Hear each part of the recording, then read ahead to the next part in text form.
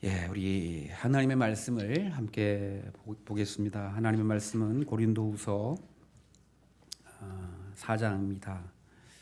신약성경 고린도후서 4장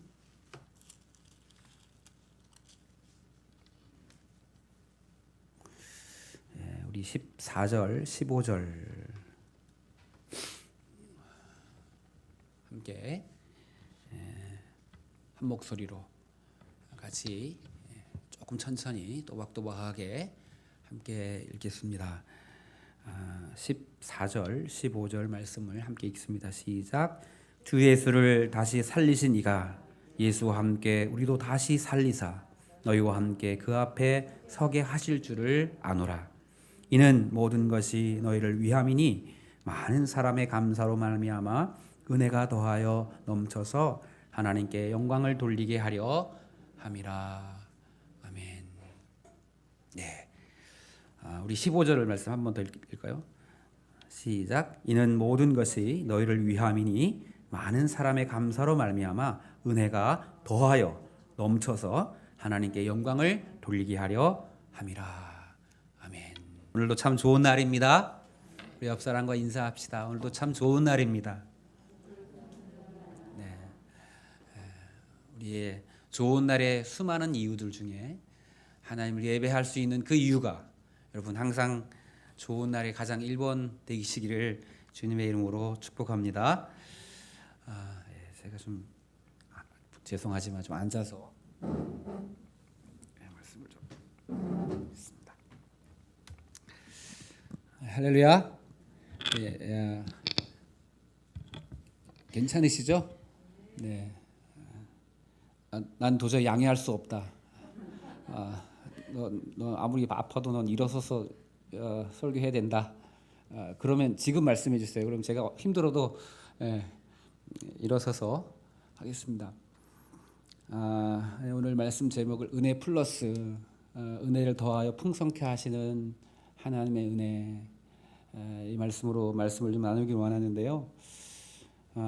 우리 인생에서 우리 꼭 잊지 말아야 하는, 정말 이것만큼은 내가 잊어먹지 말고 내가 이것만큼은 놓치지 않고 가야 하는 것, 그것이 있다면 첫 번째는 하나님이 살아계신다는 것입니다. 여러분, 하나님이 살아계십니다.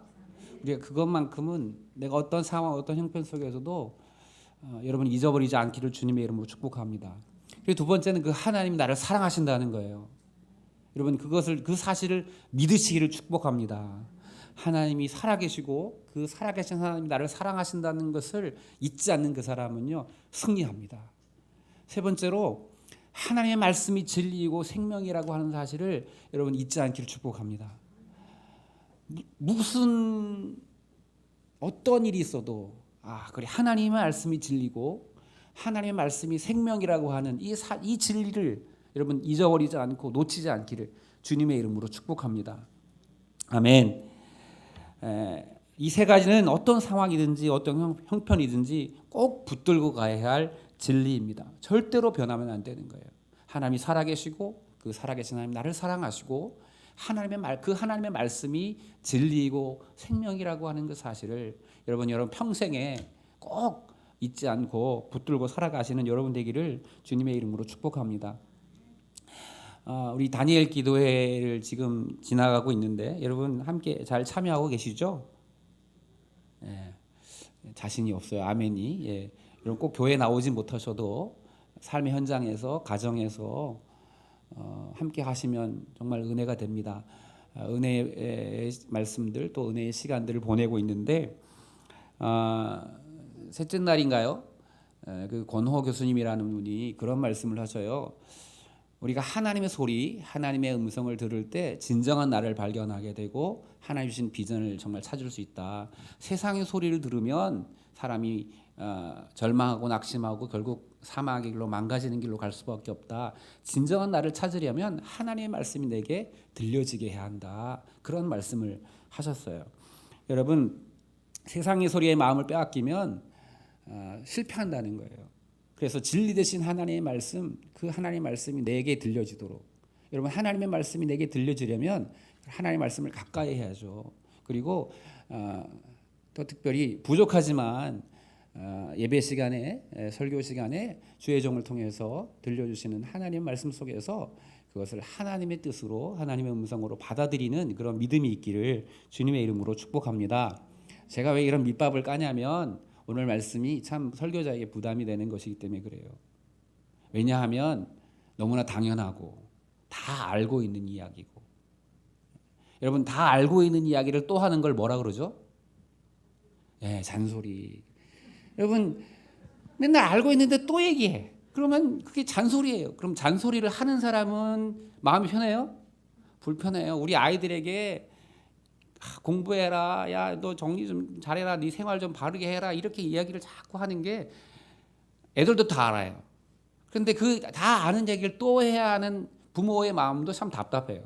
그래서 그걸 잔소리로 들으면 참 삶의 발전이 없지만, 그걸 아는 얘기지만 그걸 다시 한번 받아들이고 새기려 할 때 여러분 그게 은혜가 될 줄 믿습니다. 오늘 말씀이 너무나 당연하고 너무나 다 아는 이야기이기 때문에. 그런데 성경은 이런 말씀을 하세요. 예수님께서 네 가지 밭에 씨 뿌리는 비유에 대해서 말씀하시면서 하나님의 말씀이 씨앗인데 그 씨앗이 막 이곳저곳에 뿌려진다는 거예요. 근데 어떤 씨는 돌짝밭에, 어떤 씨는 뭐 길가에, 어떤 씨는 가시밭에, 어떤 씨는 옥토에 뿌려졌는데 그 옥토가 뭐냐면 그 말씀을 듣고 깨닫는 자가 옥토더라. 그러면 거기에 열매가 맺히더라. 그런 말씀을 하시는 거예요. 여러분 하나님의 말씀을 우리가 늘 읽잖아요. 이거 다 아는 얘기인데 또 해고 뭐 지극히 상식적이고 지극히 평범하고 누구나 다 하는 그런 이야기인데 뭐 또 그런 얘기를 하셔. 예배 드리라고 기도하라고. 또 근데 여러분 그 말씀을 듣고 깨달으면 거기에 하나님의 은혜가 있고 열매가 있는 줄 믿습니다. 오늘 여러분 하나님 말씀이 여러분 심령의 밭에 떨어져서 깨닫게 되어지는, 그래서 30배, 60배, 100배의 결실함이 있는 그런 은혜가 있기를 주님의 이름으로 축복합니다. 잔소리로 듣지 않으셨으면 좋겠어요. 정말 간곡한 그런 바람과 부탁이 있습니다. 오늘은 감사에 대해서 좀 말씀을 드리려고 그래요. 여러분 감사하며 살아가야 한다는 걸 모르는 사람이 없잖아요. 그래 감사해야지, 감사하는 게 좋지, 감사하는 삶이 참 좋은 거지. 그런데 여러분 그 사실을 아는 것하고 정말 감사의 삶을 실천하는 것하고는 정말 다른 거예요. 여러분 감사해야 하는 것 모르는 사람이 별로 없어요. 더군다나 믿음의 사람은 감사가 하나님의 뜻이라는 것도 알죠. 아멘. 여러분 감사는 하나님의 뜻입니다. 데살로니가전서 그 5장 16절에서 18절 말씀 한번 항상 기뻐 쉬지 말고 범사에 감사하라요. 이것은 너희를 향하신, 그리스도 예수 안에서 너희를 향하신 하나님의 뜻이다, 이렇게 말씀하십니다. 그러니까 그래서 예수 믿는 사람은 감사하는 하나님의 뜻이야, 감사하며 사는 게 좋은 거야, 감사해야지, 다 알아요. 그런데 여러분 정말 우리는 감사의 삶을 실천하면서 살고 있는가? 여러분 오늘 우리의 삶에, 내 삶이 정말 감사의 삶을 실천하는 삶에 좀 제가 도전이 되는 시간이 되었으면 좋겠습니다. 왜 우리가 감사를 실천하는 삶을 살아야 하는가? 첫 번째, 우리의 삶에 불평과 원망을 이기는 힘이, 다시 말씀드리면 우리의 삶의 불평과 원망을 이기는 힘이 뭐다? 감사이기 때문이다. 여러분 우리의 삶은요 언제나 우리를 불평하게 하고 원망하게 하고 더 나아가서 낙심하게 하고 절망하게 하는 일들이 우리 앞에 늘 있어요. 왜냐하면 사단은 언제나 우리의 마음을 훔쳐가려고 하고 우리를 낙심케 하고 절망케 하려고 하기 때문에, 그것이 사단의 뜻이기 때문에 우리의 일상의 삶에는 언제나 그러한 일들이 있다는 거예요. 그래서 나는 불평할 일이 없기 때문에 불평 안 하는 게 아니에요. 또 불평하는 사람은 불평하는 원인, 그 불평하는 일들이 있기 때문에 불평하는 게 아니라는 거예요. 우리에게 늘 그런 게 있다는 거예요.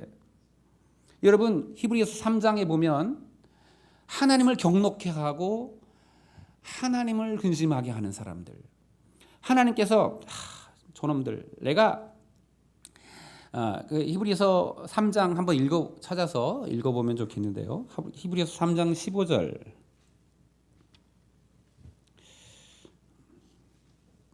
예, 16절부터 히브리서 3장 16절.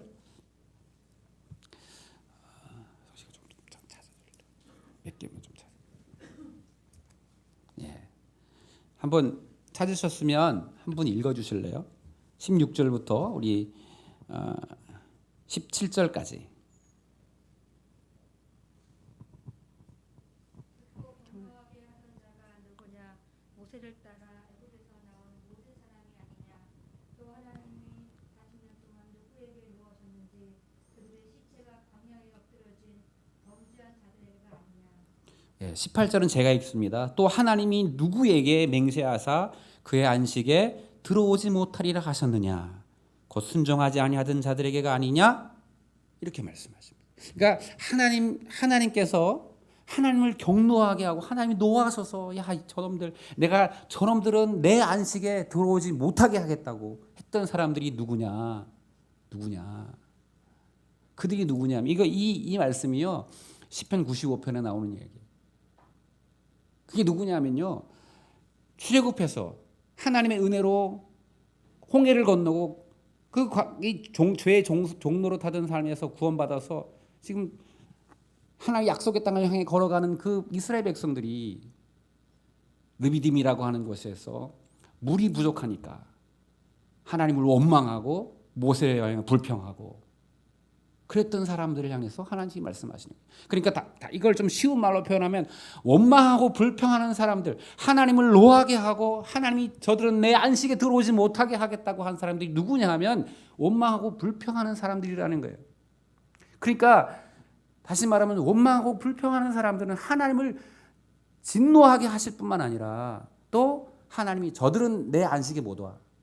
이걸 조금 더 쉬운 말로 하면 저들은 천국 못 들어와. 누가요? 원망하고 불평하는 자들. 근데 그 원망하고 불평하는 것들을 이겨내는 힘이 뭐냐면 감사입니다. 그렇기 때문에 우리는 감사의 삶을 실천해야 돼요. 여러분 제가 요번에 이제 다니엘 기도회를 하면서 많은 이제 강사님들 통해서 이제 많은 은혜를 받고 또 그렇게 하지만 또 이렇게 귀에 꽂히는 말씀들이 가끔 있어요. 제게 탁 충격적으로 들려지는 말씀. 기도를 인도하시던 그 임는 목사님 이런 말씀을 하셔요. 원망하고 불평하는 사람들에게는 절대 하나님의 기적이 나타나지 않습니다. 그러니까 하나님의 기적은 원망하고 불평하는 자들에게는 절대 일어나지 않는다는 거예요. 여러분, 우리 인생에 원망하고 불평할 만한 일들이 있죠. 물이 부족하니까, 목이 마르니 불평할 수 있고 원망할 수 있어요. 그런데 잘 생각해 보면 여러분 하나님의 은혜를 생각하면 사실은 우리는 그 원망과 불평을 우리 삶에서 버려야 돼요. 그래서 그 원망과 불평에 반대되는 내가 적극적으로 감사하는 삶을 살 때 원망과 불평을 이기는 사람이 되어질 줄 믿습니다. 원망과 불평은 나의 삶을 망가뜨릴 뿐 아니라 하나님의 은혜도 누리지 못하게 하고 더 나아가 우리를 구원에게서 떠나게 하는 그런 일을 만들기 때문에 여러분 우리가 감사를 잃어버려서는 안 된다는 거예요. 오늘 본문 고린도후서 3장의 배경이 되는 고린도 교회도 마찬가지예요. 고린도 교회는요 박해가 있었고 고난이 있었고 어려움이 있었던 교회였어요. 얼마나 어려우면 바울이 그 전에 이제 오늘 14절 15절 이야기하기 전에 야 너희가 사방으로 우겨쌈을 당하여도 쌓이지 아니하고 너희가 고난과 어려움이 늘 있고 계속 있어. 그렇지만 14절 이렇게 말해요. 그러나 예수 그리스도를 살리신 하나님께서 너희도 살리실 것이고 너희도 하나님 앞에 세워질 것을 나는 안다. 이렇게 이야기해요. 그러니까 고난이 있다는 거예요, 없다는 거예요. 고린도 교회는요. 고난과 아픔이 우리가 충분히 불평하고 원망할 만한 상황들이 그 앞에 있다는 거예요. 그렇지만 뭐 해라? 감사해라.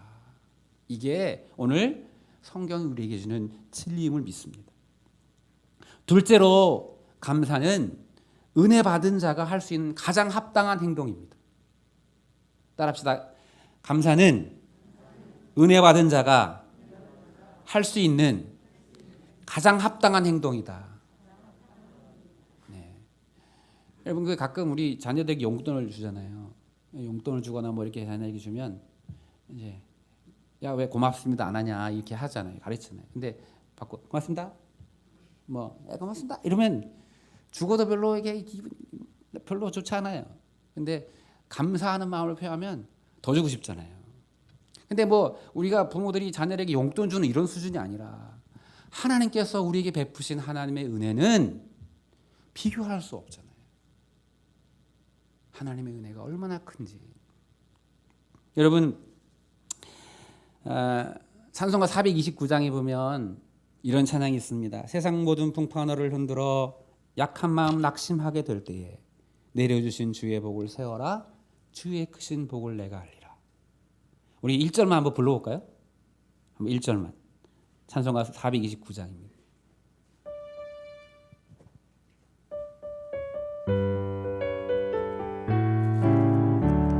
세상 모든 풍파 너를 흔들어 약한 마음 낙심하게 될 때에 내려주신 주의 복을 세어라. 주의 크신 복을 내가 알리라. 많은 복을 세어 보아라. 크신 복을 내가 알리라. 많은 복을 세어 보아라. 주의 크신 복을 내가 알리라. 아멘. 여러분, 우리에게 하나님의 은혜가 너무나 크게 있습니다. 가끔 어떤 사람들은 그렇게 말합니다. 감사할 게 하나도 없어요. 감사할 게 있어야 감사하죠. 가난하고 몸도 건강하지 못하고 일도 잘 풀리지 않는데 무슨 감사를 합니까? 이렇게 간혹 이야기하는 사람이 있어요. 여러분, 그런데요, 그 속에도 하나님의 은혜가 있음을 고백하는 자들 되기를 축복합니다. 다니엘 기도회 중에 탈북자이신 배영호 전사님이라는 분이 말씀을 전하시면 때 제가 정말 많이 울었어요. 많이 울고 두 가지를 생각했어요. 첫 번째는 정말 우리 북한의 형제들, 특별히 북한의 그 믿음의 사람들을 위해서 기도해야겠구나, 그런 마음이 한편으로 들었고, 또 한편은 뭐냐면 둘째는 내가 받은 은혜가 너무나 많다는 거예요. 내가 받은 하나님의 사랑이 너무나 많다는 거예요. 그분이 얘기를 하시는데 고난의 행군 중에 350만 명이 죽었다는 거예요. 350명도 아니고 350만 명이 죽는데 굶어 죽고 추워서 죽고 매맞아 죽고 길을 헤매다가 죽고, 그렇게 죽어간 그들보다 내가 과연 훌륭한 게 뭘까? 내가 그들보다 무슨 더 선해서, 아니면 그들보다 내가 더 훌륭해서, 나는 따뜻한 집에서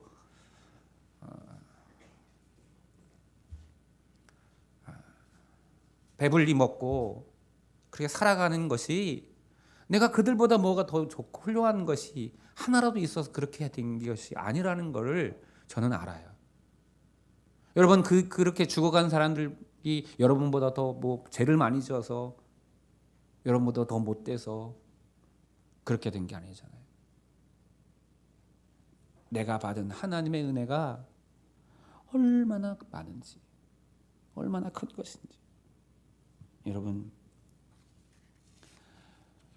우리가 가지고 우리가 누리고 있는 하나님의 은혜를 우리 너무 가볍게 여길 때가 많습니다. 모든 것을 양보하더라도 우리는 예수 그리스도의 구원의 은혜를 받았습니다. 믿으시죠? 고백하시죠? 예수님께서 하늘의 보좌를 버리고 이 땅에 오셔서 자신의 몸을 다 내어주시고 자신의 생명을 주시기까지 우리를 사랑해 주셔서 우리가 받은 구원의 은혜가 있다는 사실을 믿음의 사람들은 잊어서는 안 되는 거예요. 우리가 그 크신 은혜를 받았다면 당연히 당연히 감사하고 당연히 합당하게 살아가는 그것이 가장 은혜 받은 자가 행할 가장 합당한 행동이 바로 감사라는 거예요. 여러분 누가복음 17장에 보면 10명의 나병 환자 이야기가 나옵니다. 10명의 나병 환자가 주님 앞에 우리를 고쳐달라고 요청했습니다. 가서 제사장들에게 내 몸을 보이라. 그랬더니 가다가 그들이 다 고침을 받았습니다. 그런데 한 명이 주님께 돌아와서 감사합니다. 그때 주님 말씀하십니다. 야, 다 고침을 받지 않았니? 나머지 9은 어디 있니? 내 믿음이 너를 구원하였느니라. 그리고 그것이 하나님께 영광이 되었다고 성경은 말씀하고 있어요.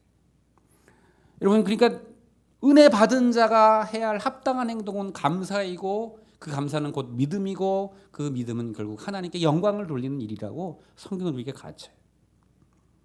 여러분 세 번째 우리가 감사해야 할 이유는 감사는 앞으로 우리에게 베푸실 하나님의 은혜에 대한 믿음의 행동이기 때문에 감사해야 하는 거예요. 여러분 하나님께서 우리에게 앞으로 더 좋은 일들을 우리에게 주실 줄 믿으십니까?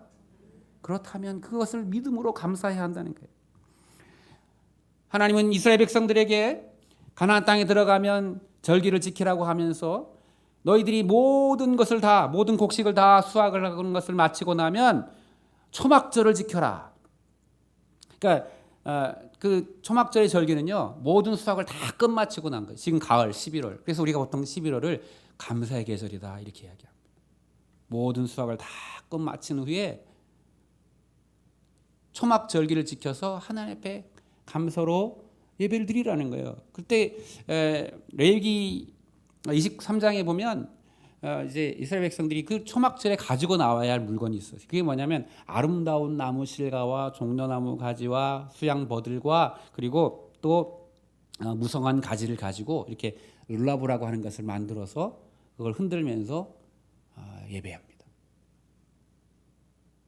그 속에 하나님의 의미가 담겨 있어요. 왜 하나님은 그 한번 흔들고 버릴 것들을 가장 아름다운 것으로, 가장 좋은 것으로, 가장 또 막 여러분 제가 이번에 그 추수감사 얘기를 하면서 한번 설명을 드린 적이 있는데 도금양이라고 해서 무성한 가지라는 걸 그 룰라보 그 이제 초막절에 이스라엘 백성들이 막 흔들거든요. 유대인들이 흔들면서 초막절기를 지켜요. 초막을 짓고 거기서 살면서 이제 성전에 와서 그 아름다운 나무실과 나무 열매, 과실 그리고 종려나무 번성과 번영을 생명을 상징하는 종려나무 가지를 들고 또 그 무성한 가지. 근데 그 무성한 가지를 도금양이라고 하는데요. 정말 그 이파리가 촘촘하게 막 꽉 차고 정말 예쁘게 만들어져 있는 도금양을 이렇게 만들어서 파는 사람이 있는데 여러분 그게요 우리나라 돈으로 한 400만 원씩 한대요. 한 번 이렇게 흔들고 버리는 거예요. 근데 그거를 사서 하나님 앞에 이렇게 가지고 오는 거예요. 왜 그래요? 이 사람들에게 믿음에는 이것이 우리 새해를 향한 거룩한 이것이 하나님을 향한 믿음의 표현이에요. 씨앗을 심으면 좋은 씨앗을 심으면 좋은 열매가 맺는 것처럼 우리가 하나님 앞에 좋은 감사를 드릴 때 하나님 나의 삶을 좋은 열매를 주실 거라고 하는 믿음을 가지고 그 일을 행하는 거예요. 그래서 여러분 감사는요 우리의 삶의 아름다운 열매일 뿐만 아니라 또한 씨앗입니다. 여러분 농부는 잘 알죠. 좋은 씨앗을 뿌려야 좋은 열매가 난다는 걸 정말 잘 알아요.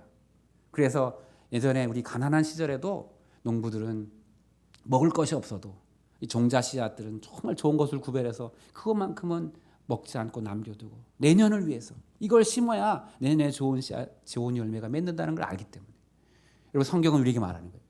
여러분 우리에게 내년 2021년 여러분 하나님께 주시는 정말 풍성한 은혜와 축복을 기대하십니까? 여러분 기대하십시오. 우리에게 예비하시고 쌓아주신 하나님의 그 축복권을 기대하세요. 그런데 그 좋은 열매를 얻으려면 좋은 씨앗을 뿌려요. 그게 뭐라고요? 감사하는 생활이라는 거예요. 감사의 삶이라는 거예요. 그런데 여러분 중요한 것이 있어요. 오늘 그 본문의 말씀에서 그러잖아요. 우리가 많은 사람의 감사를 통해서 은혜가 더하여 풍성하게 만든다는 거예요. 그게 오늘 말씀이 제 은혜 플러스예요. 하나님께서 우리의 은혜를 더하시고 더 풍성케 하시는 그 재료 소스 아니면 씨앗 그게 뭐라고요? 많은 사람의 감사로. 우리의 감사가 더 풍성해질수록 우리의 삶이 더 아름다워진다는 사실을 성경은 우리에게 말씀하고 있는 거예요. 근데 여러분 감사는요 그냥 되어지지 않아요. 저절로 되는 게 아니에요. 감사한 일이 있으면 감사하겠지. 여러분 참 사람은 이상해요. 나쁜 건 참 가만 놔도 잘 배우는데 좋은 거 선한 거는요 열심히 연습해야 좀 돼요. 동의하십니까? 애들이 욕은요 안 가르쳐도 얼마나 잘하는지 몰라요. 그래서 좋은 말 쓰게 하는 건요 막 연습시키고 훈련시키고 해야 조금 해요. 조금. 그러니까 감사는 저절로 되는 것이 아니다. 어떻게 된다? 연습하고 훈련해야 된다. 그래서 우리 다니엘 기도회 때 김은옥 목사님 그런 얘기 하시잖아요. 감사는 습관입니다. 감사는 훈련해야 되는 거예요. 언제까지? 습관이 될 때까지 훈련하셔야 된다는 거예요. 그래서 여러분 삶 속에 감사가 습관이 되는, 감사가 실천되는 그런 믿음의 삶을 살아서 하나님께서 주시는 그 은혜가 날마다 더해지는 그 은혜들을 고백하는 여러분 되기를 주님의 이름으로 축복합니다. 제가 말씀을 준비하면서 여러분이 도움이 될 만한 책을 한 권을 소개를 하는데 임지은 작가라고 하는 분이 쓴 부모라면 놓쳐서는 안 될 유대인 교육법이라고 하는 책이 있어요. 부모라면 놓쳐서는 안 될 유대인 교육법. 근데 이거 임지은 작가라고 하는 사람이 왜 이 책을 쓰게 되냐면 이 사람이 원래 15년 동안 기자 생활을 하다가 2016년에 브라질로 이민을 갑니다. 근데 브라질에 가보니까 브라질에 한 12만 명의 유대인이 사는데 그 유대인들이 12만 명밖에 안 돼요. 사실은 브라질 인구가 막 1억이 넘는데 12만 명 많지 않은데 보면 정치, 경제, 사회에서 정말 엄청난 영향력을 발휘하고 있는 유대인들을 바라보면서 유대인들에 대해서 좀 연구를 좀 해봐야겠다. 왜냐하면 다른 나라 브라질뿐만 아니라 전 세계에 보면 유대인들이 가지고 있는 영향력들이 엄청난 거예요. 도대체 이 사람들이 왜 이럴까 하면서 그 사람들을 연구 자료를 수집하고 그 사람들을 인터뷰하고 해서 쓴 책이 이제 유대인 교육법인데 그분이 이런 결론적인 이야기를 합니다. 그게 뭐냐면 아침에 눈을 뜨면 감사부터 하라. 따라해봅시다. 아침에 눈을 뜨면 감사부터 하라. 이게 사실은 그 책의 결론인데 왜 그러냐면 그 유대인의 저력이 도대체 어디서 나온가를 이렇게 연구하다 보니까 그들의 감사가 이 유대인들을 이렇게 저력이 있는 민족으로 만들어. 저는 여러분 유대인 민족이 뭐 훌륭하다 이런 얘기를 하는 게 아니에요. 그들이 가지고 있는 저력이 어디서부터 왔느냐. 아침에 눈을 뜨면 감사부터 하라는 말로 그 이제 이야기를 시작하는데 왜 아침에 일어나면 감사부터 해야 하는가?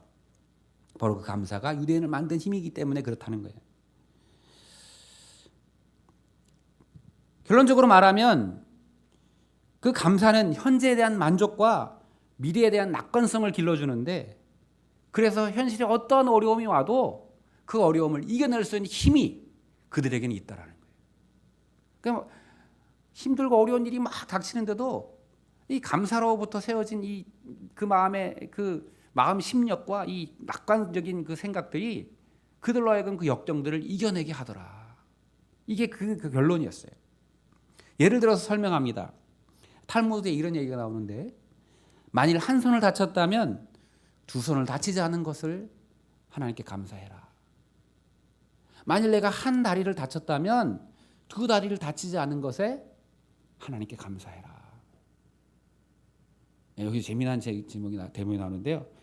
그러면 만일 두 손과 두 발이 다 다쳤다면 뭘로 감사할까요? 이렇게 목이 부러지지 않은 것에 대해서 하나님께 감사해라. 그 밑에 또 있어요. 그럼 만일 목이 부러졌다면 뒤에 이런 말을 합니다. 염려할 것이 조금도 없다. 하나님이 천국에서 맞아주실 테니까. 이게 유대인들의 감사의 어떤 그런 낙관적 패턴이라는 거예요. 그러면서 부모는 자녀들에게 감사의 훈련이 꼭 필요하다는 걸 말합니다. 감사의 일기를 쓰고 습관적으로 감사를 표현하는 것, 그것이 감사의 훈련이라는 거예요. 여러분 요즘에 이제 많이 이게 심리학 이런 것들이 발달하면서 실제로 과학적으로 그렇게 감사하는 사람들과 그렇지 않은 사람들을 비교 분석하는 그런 실험들이 많이 나오는데, 감사하는 사람들이 훨씬 더 한 75% 이상 더 활력적이고 더 또 이렇게 역동적이고 더 밝은 에너지가 그 삶에 나오는 게, 뭐 뇌 과학에서도 보면 뭐 전전두엽이 뭐 발달해 가지고 그 우울감과 그 패배감들을 상쇄시키고 뭐 스트레스를 줄여주고 뭐 그런 것들을 많이 연구하는데, 그래서 이제 유대인 부모들은 아이에게 감사한 마음을 잃지 않도록 이렇게 훈련을 시키는데, 아침에 눈을 뜨자마자 모대한이라고 하는 기도문을 외우게 합니다. 모대한이. 근데 그 모대한이라고 하는 말이 무슨 말이냐면 나는 감사드립니다 라고 하는 말로 아침에 눈을 뜨게 하고, 하나님 오늘 우리에게 새날을 주신 것을 감사합니다, 나는 감사드립니다. 그리고 매일 식사할 때마다 그 음식에 대한 감사를 드리게 하고, 잠을 잘 때도 마찬가지로 그렇게 감사를 계속 훈련시킨다는 거예요. 그것이 이제 결론, 그것이 다 유대인들의 저력이다. 여러분 심지어 이런 얘기도 합니다. 성경의 아담 이야기를 읽으면서도 감사한대요. 여러분 성경의 아담 이야기 아시죠? 하나님께서 만든 최초의 사람. 근데 아담 이야기하면서 뭘 감사해요? 이런 아담의 빵이라고 하는 감사. 그게 뭐냐면 이렇게 이야기합니다. 아담은 빵 한 덩이를 얻기 위해서 밭을 경작하고 씨를 뿌리고 그 풀을 뽑고 그 곡물을 자라게 해서 그 곡물을 또 갖다가 빻아서 또 반죽을 내서 또 불을 피우기 위해서 나무를 갖다가 불을 떼고 수많은 과정들을 겪어야 겨우 빵 한 덩이를 얻는데, 우리는 그냥 빵집 앞에 가서 돈을 지불하기만 하면 빵을 얻지 않느냐. 수많은 일을 해야 하는 그 일들을 많은 사람들이 나누어서 하기 때문에 우리는 그 빵을 대할 때도 그 사람들이 감사해야 한다 라고 하는 제목으로 그 아담의 빵의 감사를 어릴 때부터 시킨다는 거예요. 이 생각이 다른 거예요.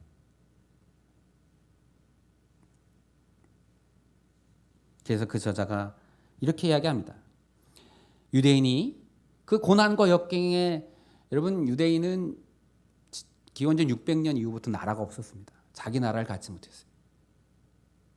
1948년에 나라를 회복했죠.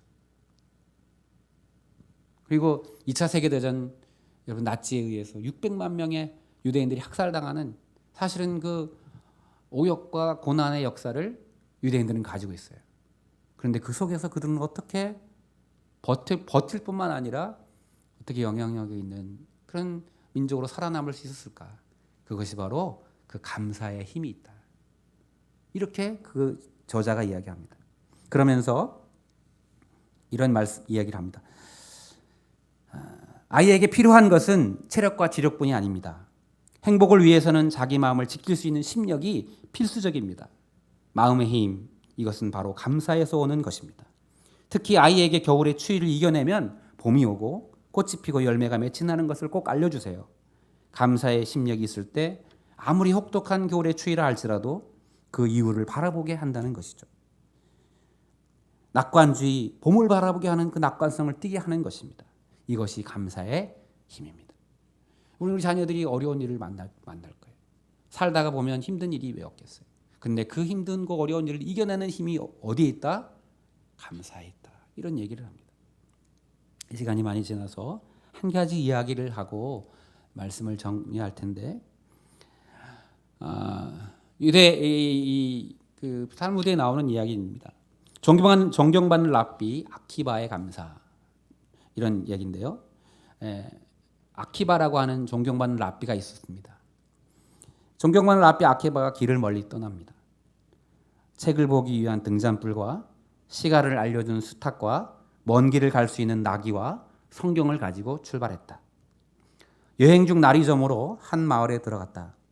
한 집의 문을 두드리며 하룻밤 좀 자고 갈 수 있겠습니까? 라고 부탁했지만 거절당했다. 대부분의 집들이 거절했다. 항상 감사하는 아키바는 모든 것을 좋게 하시는 하나님께 내가 방에서 자는 것보다 노숙하는 것이 내게 유익하게 할 것이다 라고 하는 마음으로 마을 밖에 감사하는 마음으로 마을 밖으로 나와 유숙을 하였다.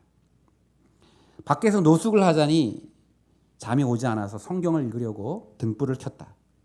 그런데 갑자기 심한 바람이 불어 등불이 꺼져버렸다. 아키바는 모든 것을 항상 좋게 하시는 하나님께서 불을 켜고 책을 읽는 것보다 잠을 자는 것이 유익할 것이라는 마음으로 오히려 감사하며 잠을 청하였다. 잠을 청하는데 여우의 울음소리가 들려온다.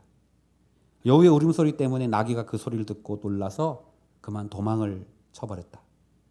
아키바는 모든 것을 좋게 하시는 하나님께서 나귀가 내게 있는 것보다 없는 것이 내게 유익하게 해주실 거야 라는 마음을 가지고 하나님께 감사했다. 나귀가 도망가는 바람에 수탉도 놀라서 날아가 버렸다. 그에게 남은 것이라곤 성경밖에 없었다.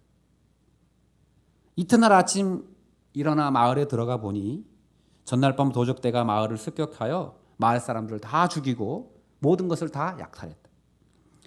만일 그 마을에서 잠을 잤다면 아키바도 죽었을 것이다. 만약 오랫동안 등불을 켜고 성경을 읽었다면 도적에게 발견되어 죽임을 당했을 것이다. 만약 나귀와 수탉이 있었다면 그것들이 울거나 소리칠 때 아키바가 발견되어 또한 죽었을 것이다. 등불이 꺼진 것, 나귀와 수탉이 도망간 것, 하나님은 감사하는 아키바를 이렇게 지켜주셨다. 여러분은 어떠십니까? 날이 밝아서 그 마을에 들어가기 전까지 상황들이 우리에게 닥칠 때 우리는 과연 어떻게 반응하십니까? 만약에 우리의 반응 안에 아키바와 같은 반응이 없다면 우리는 사실은 감사를 더욱 훈련해야 합니다. 저도 사실은 이 말씀을 준비하면서 참 마음이 찔렸어요. 내게 주신 하나님의 은혜에 감사하기보다 훨씬 더 불평하고 원망하는 일이 많았던 제 자신을 반성합니다.